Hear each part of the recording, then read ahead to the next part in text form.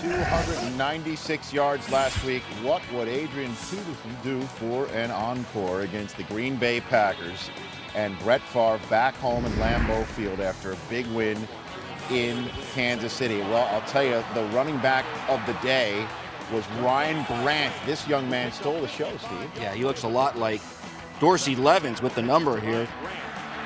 Great blocking by the receivers, great blocking up front, which enabled him to score this touchdown. Ryan Grant with Peterson-like numbers, 12 rushes, 92 yards in the first half alone. And what happened here? You don't want to run inside now. The Vikings have a great rush defense. Look at the Williams guys, Pat and Kevin. That's why you go outside with toss crack.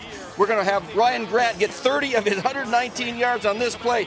We got edge blocks by Donald Driver and Donald Lee, and you've got Corey Hall, the fullback's going to make a nice block. We're going to pull the center and the offensive tackle, Wells and Tosher, they're pulling. They got blocks downfield. We've got the guy that looks just like Dorsey Levens here, running for 30-yard touchdown. Great job. Was Green Bay is running the toss crack, is that what you call it? Toss crack. Well, Adrian Peterson was getting cracked by the Green Bay defense.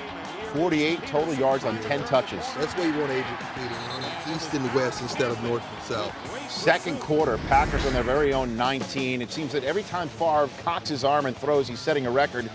Here he joins Dan Marino as the only guys with 60,000 passing yards. That's a long way. 60,000 passing yards. Wow. Third quarter, Packers up 13-0. Seventh play of their first possession of the half, and Favre up top to Greg Jennings, who hangs on. Every week this guy makes a great acrobatic type catch, and he's becoming the go-to guy along with Donald Driver. Darren Sharper delivering the blow, but Jennings, even though he could feel it coming, At its highest point. hangs on.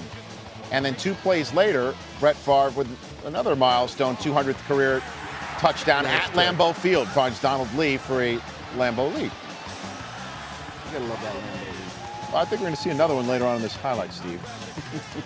Yep. My English teacher would call that foreshadowing. Next Packers possession. He can move. He can still move. Kanachi Daisy hits Favre. Get down earlier, Brett. That's 15 yards. You can see the laundry fly all over the place. When you hit Brett Favre in the head, it's going to bring the laundry. 5 plays later, Favre shakes it off. And who does he find but Ruvell Martin? Ruvell Martin from Saginaw Valley. What a game he had. Packers go up 27-0.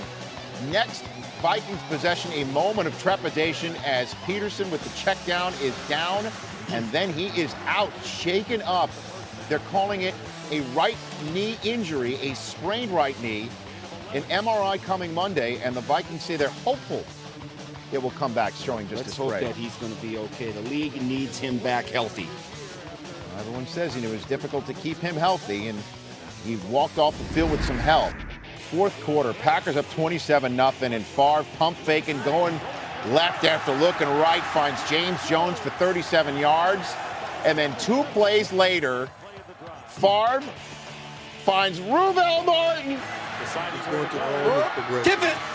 This is how it's working for Green Bay these days. Throw it right to 2 guys in the opposition, and instead it finds Ruvell Martin. Next Thursday on NFL Network, who is Ruvell Martin?